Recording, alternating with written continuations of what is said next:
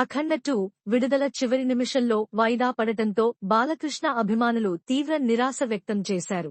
అయితే విశ్వసనీయ సమాచారం ప్రకారం ఈ దేశంలో ఎటు చూసినా మీకు కనిపించేది ఒక ధర్మం, సనాతన హైందవ ధర్మం. సినిమా విడుదలను ఆపిన ఫైనాన్షియల్ సమస్యలు మేకర్స్ పూర్తిగా క్లియర్ చేసినట్లు తెలుస్తోంది.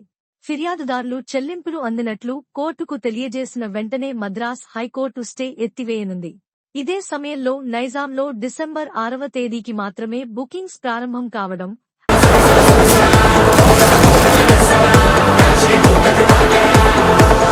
5వ తేదీ సాయంత్రం నుంచే ప్రీమియర్ షోలు ప్రారంభమయ్యే అవకాశాలను బలపరుస్తోంది. మొత్తంగా సినిమా కేవలం 24 గంటల ఆలస్యంతో విడుదలయ్యే అవకాశం కనిపిస్తోంది.